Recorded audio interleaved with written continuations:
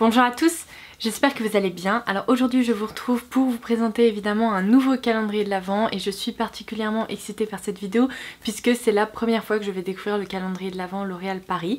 Donc il se situe juste derrière moi, vous avez déjà un petit aperçu de ce à quoi il ressemble.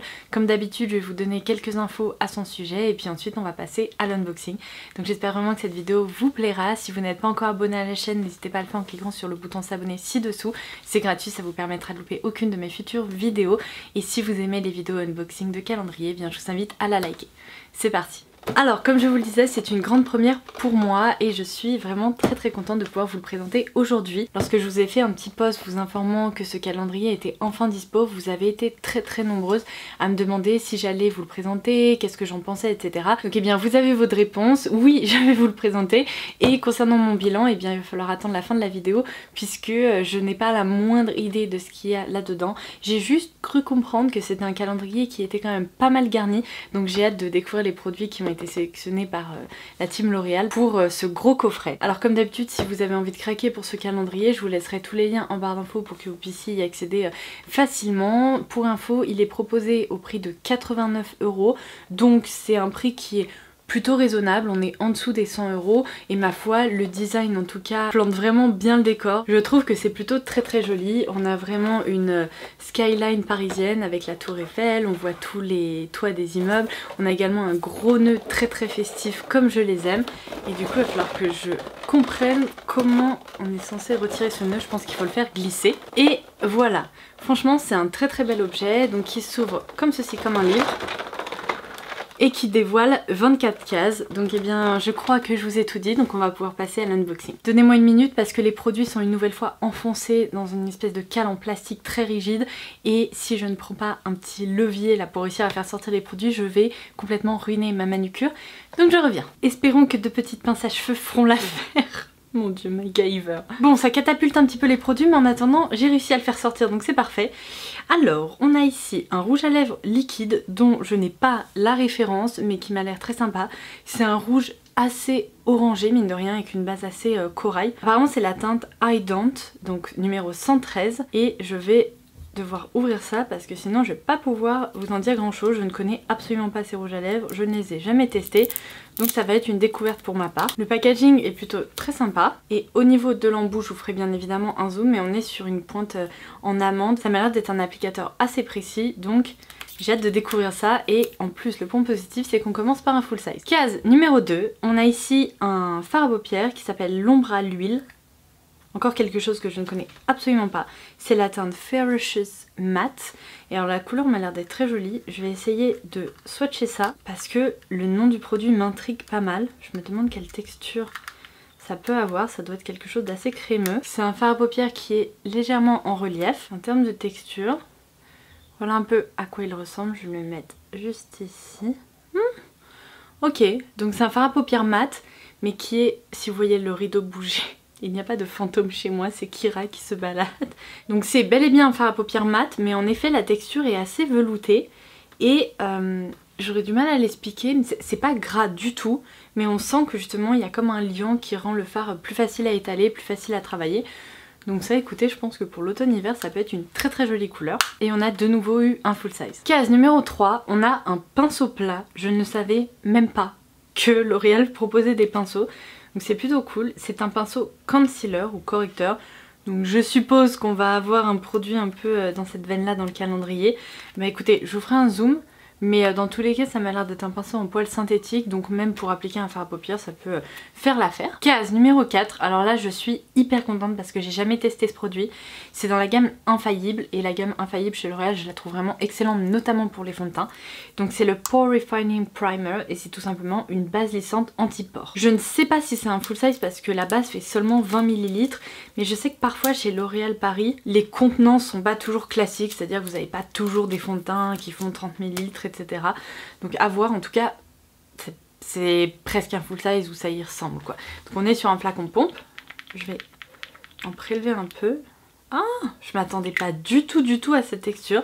C'est crémeux, légèrement rose, je m'attendais à quelque chose d'un peu transparent et qui comble les pores en fait. Ça m'a l'air d'être lumineux pour le moment, ce qui est étrange pour une base qui comble les pores. Mais ça m'a l'air de quand même pas mal lisser la peau.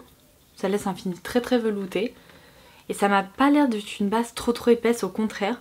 Ah oui, ça laisse vraiment un côté assez doux, siliconé. Alors ça, je suis trop contente. Dans la case numéro 5, j'ai découvert le All-in-One Base and Top Coat de L'Oréal. C'est un vernis, donc 2 en 1, dont on peut servir, comme le nom l'indique, à la fois en tant que base ou top coat. Ça se présente comme ceci, et si vous me suivez depuis longtemps, vous savez que j'avais eu un tel coup de cœur pour les vernis de cette collection. Je les trouvais excellents. Ça fait longtemps que je m'en sers plus parce que ceux que j'avais reçus à l'époque sont tout vieux et en gros je peux plus m'en servir, mais j'en garde un excellent souvenir. Il s'appliquait tellement facilement, il tenait longtemps, les couleurs étaient vibrantes et très shiny, et franchement on avait l'impression de porter un vernis semi-permanent alors que pas du tout. Donc si ce top coat donne cet effet aux manucures, et bien écoutez, je m'en servirai avec grand plaisir, et du coup ça me rappelle de très bons souvenirs, donc je suis ravie, et c'est une nouvelle fois un full size. Case numéro 6, alors celui-ci sans pince pour les cheveux, je n'aurais jamais réussi à le faire sortir, mais je suis trop contente parce qu'il s'agit du Colorish Shine dans la teinte 112 Only in Paris. Ça m'a l'air d'être un très joli rose nude, et en fait ces rouges à lèvres, j'ai envie de les tester depuis longtemps. Je me suis jamais penchée sur leur cas parce que sincèrement j'ai à peu près 1 milliard de trucs à tester, donc par moment il faut faire des choix, mais c'est du coup le premier que je vais découvrir. J'en ai entendu tellement de bien et j'ai l'impression que c'est tout à fait le genre de produit que je pourrais vraiment apprécier. Vous me connaissez, j'adore les rouges à lèvres. Bon là aujourd'hui c'est pas très représentatif, mais je voulais me plonger dans une ambiance un peu festive. Mais ce que je préfère porter au quotidien, ce sont vraiment ces rouges à lèvres à la frontière entre le rouge à lèvres et le baume à lèvres, avec un fini très lumineux, glossy, vraiment dans la veine des rouges Coco Flash de Chanel, anciennement les rouges Coco Shine. Et j'ai l'impression que ça pourrait être une excellente alternative. Je trouve le packaging canon, franchement. S'il y a bien un produit chez L'Oréal que j'ai définitivement envie de tester, bah c'est ça, et du coup je suis ravie que ce rouge à lèvres soit dans le calendrier. Donc on va faire un petit swatch ici. Oh j'adore la texture, mon dieu, c'est hyper crémeux, hyper fondant, c'est lumineux, ah ça m'a l'air merveilleux. Alors malheureusement la couleur est peut-être un peu trop rose pour moi, j'aurais préféré qu'il soit un chouï plus nude, vous voyez, ou alors plus taupe, ou alors plus bois de rose, mais je pense que ça pourrait se tenter. C'est plus une teinte que je porterai pendant le printemps-été que pendant l'hiver, mais je testerai, et qui sait, il y aura peut-être une autre teinte dans le calendrier de l'Avent. Ah, je suis trop contente! Dans la case numéro 7, il y a le Paradise Ecstatic, donc de L'Oréal, qui est le primer en fait dans la gamme Paradise, et mon amie Sandrea en parle tout le temps, et ces recommandations je les suis toujours à 100%, donc là je suis trop contente de pouvoir enfin tester ce produit.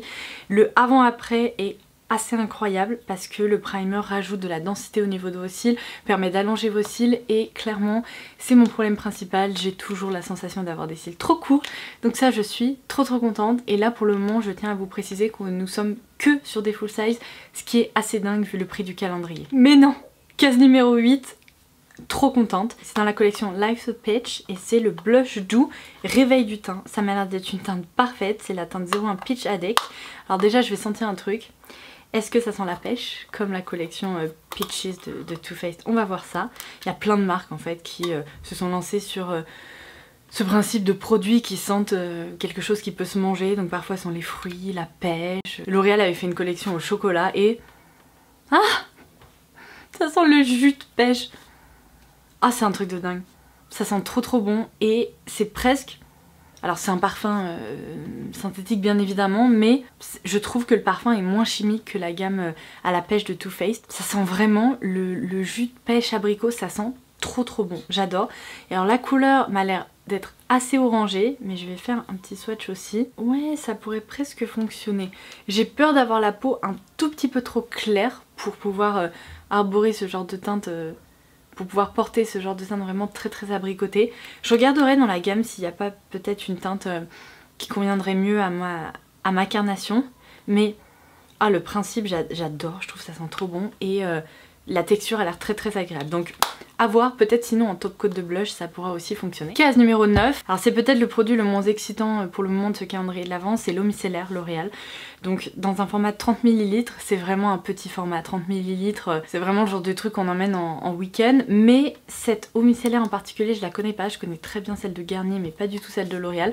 Donc je testerai, vous connaissez ma passion pour les eaux micellaires, et c'est parfait parce qu'elle est formulée pour les peaux normales à sèches et même sensibles. Donc trop contente. Alors je passe à la case numéro 10, mais pour tout vous dire, pour le moment, moi qui connais assez peu la marque L'Oréal, hein, faut dire ce qui est.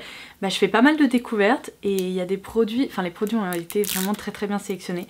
Donc là dans la case numéro 10 j'ai découvert un autre rouge à lèvres, malheureusement pas un Color Riche Shine, mais c'est pas grave. Donc là c'est un rouge à lèvres dans la teinte 302, oh, Color Riche Bois de Rose. Je crois que j'ai déjà eu ce rouge à lèvres, je crois qu'il y a quelques années je le portais. Les Color Riche je les connais depuis longtemps, j'aime beaucoup leur texture, leur parfum c'est vraiment...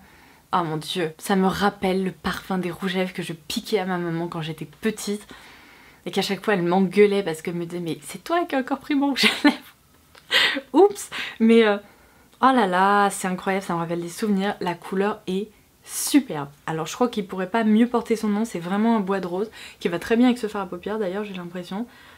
Ah non mais alors là pour faire un look monochromatique c'est parfait quoi, c'est-à-dire que vous avez le fard à paupières, le rouge à lèvres et c'est très bien. Il est peut-être un tout petit peu plus mauve mais la texture est parfaite et du coup ça me rappelle des souvenirs et je suis contente. Même si j'adore unboxer les calendriers de l'Avent, je vais vous dire parfois je manque de me faire très mal parce que pour faire sortir ça de cette espèce de cale en plastique c'était presque impossible. J'y suis arrivée. Alors, eh bien très bien, on a le lip liner couture by Color Riche, donc L'Oréal, dans la même teinte que le rouge à lèvres, donc ça vous permettra d'associer votre crayon contour des lèvres au rouge à lèvres et avoir une bouche parfaite, donc ça c'est nickel. Alors, case numéro 12, dans la même gamme ombre à huile eyeshadow, on a la teinte Determination qui est apparemment un noir mat de nouveau. Voilà comment il se présente, on va faire un petit swatch. Ok, c'est très pigmenté. Je vais le mettre à côté de celui-ci. Oh mon dieu! Mais non! Alors c'est la première fois que je tombe sur un fard à paupières aussi pigmenté pour une marque drugstore quoi. Incroyable! Je suis choquée, ce noir a l'air trop bien.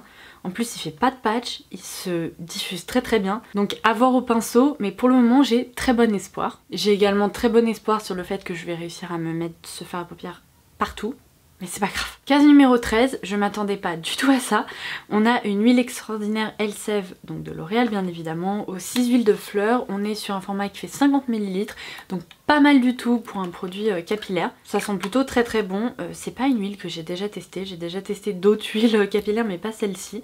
Alors évidemment elle contient des silicones, donc si vous n'aimez pas les silicones, pour vos produits capillaires, bah ça vous pourrez pas vous en servir. Moi pour ma part je n'ai absolument rien contre les silicones, je ne suis pas du tout en guerre contre les silicones et du coup je pense que je testerai avec plaisir. Après j'ai pas mal d'huiles et de produits capillaires qui sont ouverts en ce moment donc ça sera peut-être pas pour tout de suite mais ça peut toujours être utile même en voyage. Et la vérité aussi c'est que depuis des années je ne jure que par l'essence absolue de Sho Uemura pour mes cheveux. Je m'en sers vraiment tout le temps depuis que je vous l'avais présenté il y a au moins 4-5 ans, je sais plus. Et du coup j'ai du mal à changer justement d'huile capillaire. Mais bon bref. Case numéro 14, un vernis de la gamme que j'adore, je suis ravie. C'est le dimanche après-midi dans la gamme... Je ne sais plus comment ils s'appellent ces vernis, mais en tout cas vous pouvez les reconnaître facilement grâce à leur flacon qui est complètement facetté. La teinte a l'air jolie, peut-être un petit chouille trop rose pour moi. Dans les teintes nudes comme ça je préfère quand ce sont des vrais nudes qui font vraiment effet ongle propre. À tester, je me souviens plus du tout ce qu'il donne celui-ci, peut-être qu'il sera parfait. Case numéro 15, un produit que je connais, c'est le Perfect Slim by Superliner.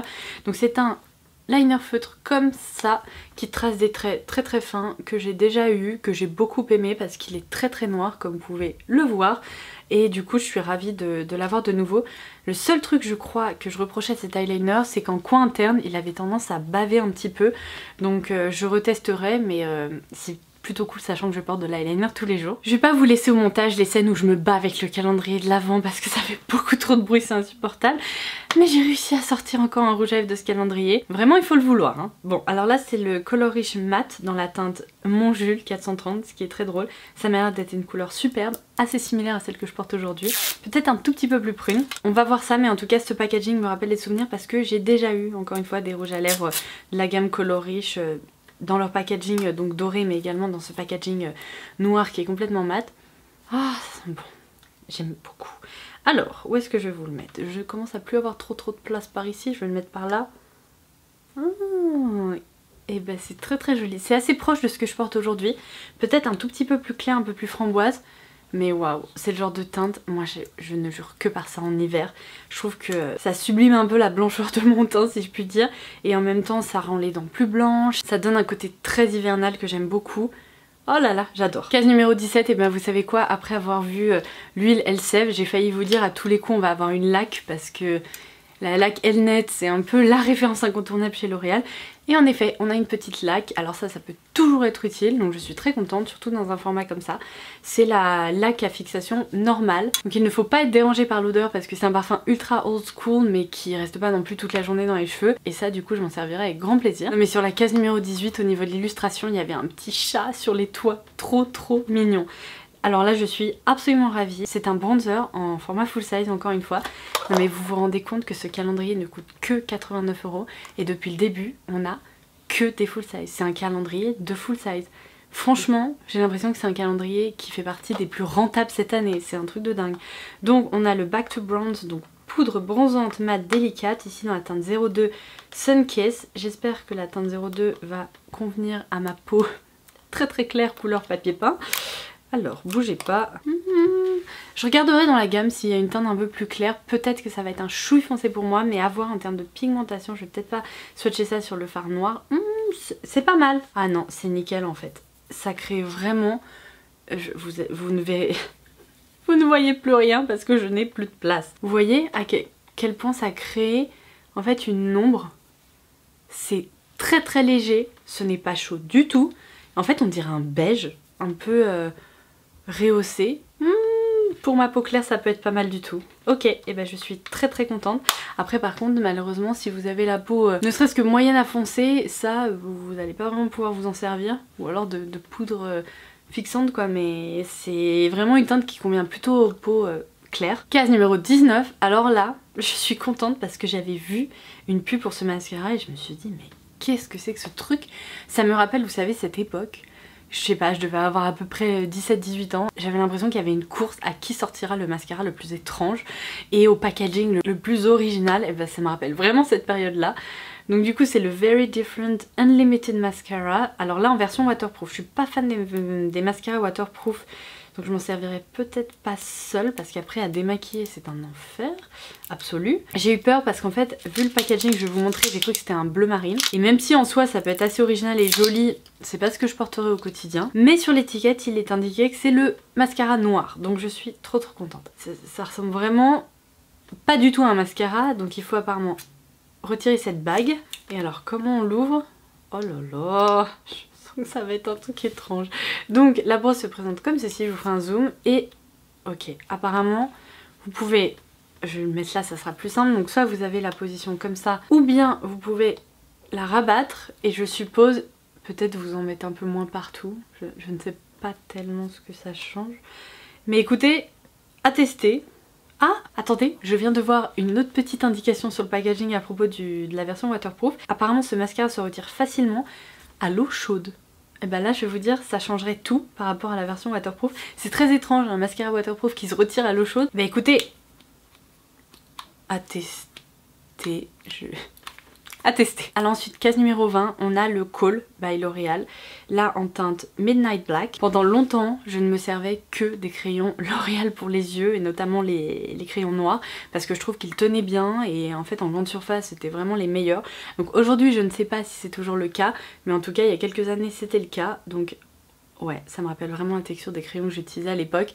C'est un peu cireux, c'est-à-dire que c'est pas trop sec et en même temps c'est extrêmement noir, donc même en tant que base pour des smokies, typiquement ça, puis ensuite un petit coup de cette ombre à paupières, ça peut être pas mal pour des maquillages de soirée. Ouh, j'ai réussi. Alors on a l'Ultra Matte Liquid Lipstick dans la gamme Les Macarons, c'est vrai, j'avais complètement oublié que L'Oréal avait sorti une gamme qui sentait le chocolat mais aussi une gamme autour du macaron, donc ça doit sentir assez bon, je vais tout de suite ouvrir ça. Par contre seul problème pour moi c'est la teinte 828 Framboise Frenzy. Ça m'a l'air d'être très rose et vous le savez, avec mes cheveux, les teintes très roses, bah en fait j'évite parce que ça ne se complimente pas vraiment. Voilà à quoi il ressemble. On va découvrir son parfum ensemble. Oh mon dieu, ça sent vraiment la pâtisserie quoi. Mais ça sent vraiment le gâteau à la framboise. Hallucinant. Ok, bon alors par contre la couleur me fait extrêmement peur. C'est vraiment le genre de rose fuchsia que je ne porte littéralement jamais. Oula, ça m'a l'air un peu gluant cette histoire. Je sais pas en termes de texture si ça me dit quelque chose. Oh là, oh là là. Bon bah ça je vais le donner à une copine. Parce que je pense que... À part aux brunes, ça doit pas aller à grand monde dans le sens où c'est quand même ultra flash. Bah ça je passe mon tour hein. J'ai failli vous dire est-ce que vous me croyez sur parole que dans la case numéro 22 il y a un vernis parce que je n'arrivais pas à le sortir de là. Mais le voilà, je suis trop contente, je le connais et c'est un des vernis justement qui a séché et dont je peux plus me servir que j'avais il y a quelques années. C'est le Rubis Folly 552 et c'était une de mes teintes préférées dans cette collection donc je suis refaite, je suis trop contente. J'adore ces vernis, vraiment je ne peux que vous en dire du bien parce que je les ai portés pendant très longtemps et je les aime beaucoup et ça va parfaitement avec ma couleur de rouge à lèvres donc il faudrait presque que je refasse ma manicure après cet épisode. Donc case numéro 23 on a ceci, ce qui est plutôt cool c'est le lip liner magique donc transparent en fait, la mine a l'air d'être blanche mais c'est complètement transparent et ça vous permet de bien délimiter vos lèvres quand vous ne voulez pas porter de crayon à lèvres coloré pour éviter que ça bave, pour éviter que ça file etc. Ça c'est ultra pratique, j'en ai d'autres marques, j'ai jamais testé, je suis désolée pour le bruit que ce calendrier fait. J'ai jamais testé cette référence en particulier mais j'aime ces crayons donc écoutez je testerai la version L'Oréal. Et ce calendrier est presque tout vide, il ne me reste plus que la case numéro 24 à ouvrir. On termine en beauté. C'est un mascara, encore une fois full size dans tous les cas c'était un peu la base pour ce calendrier donc c'est le Paradise Ecstatic et j'en ai entendu tellement de bien, je voulais tellement le tester, je suis trop contente. Je vais m'empresser, alors peut-être pas là, je vais pas me démaquiller mais demain matin je testerai la base combinée au mascara et j'espère que j'aurai des cils de dingo. Mais en juger par la brosse c'est exactement ce que j'aime. Donc j'ai trop hâte, en plus le packaging est tellement canon, je l'ai déjà vu à plusieurs reprises ce packaging. Je vais bien évidemment vous faire un zoom, mais en fait pour un mascara à ce prix là c'est hallucinant. Le packaging est complètement cuivré comme ça, le bouchon est recouvert comme de petits points dorés partout. Incroyable. Bon de toute façon je m'en servirai demain donc je vais l'ouvrir. Ah, la brosse a l'air parfaite, c'est exactement ce que j'aime, c'est une forme très légère de sablier, ce sont des fibres et pas des picots plastiques. Yes. Je suis trop contente. J'en ai terminé avec ce calendrier, je pense que vous vous doutez que mon bilan va être extrêmement positif. On est sur un calendrier qui selon moi est hyper rentable, un calendrier make-up avec que des full size à ce prix là. C'est juste de la folie en fait. Non seulement le packaging est superbe, alors petit point noir pour ce côté là où il faut vraiment réussir à sortir les produits de la cale, c'est ultra chiant, mais on a tendance à vouloir se battre un peu pour ce qui est à l'intérieur parce que le contenu est vraiment extra. Il y a plein de produits que j'avais envie de tester chez L'Oréal qui sont dans ce calendrier, dont des nouveautés, des produits assez récents, donc ça je suis vraiment ravie.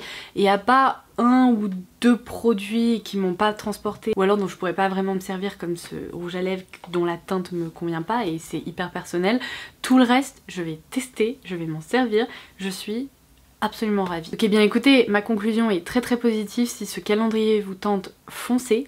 Parce que encore une fois je crois que c'est la seule façon de découvrir autant de produits L'Oréal d'un coup pour un budget qui reste quand même raisonnable quand on regarde le contenu. Je vous disais qu'il y avait que des full size, c'est pas vrai, en make-up il y avait que des full size, tandis que pour les produits capillaires il y avait des miniatures. Mais évidemment si on vous met des full size dans ce format là, tout d'un coup ça devient assez vite ingérable pour caler les produits. Donc me concernant c'est un quasi sans faute, je vous le recommande, je l'aime beaucoup. Et pour être tout à fait honnête j'ai été très agréablement surprise, je m'attendais pas à un contenu aussi intéressant et aussi quali.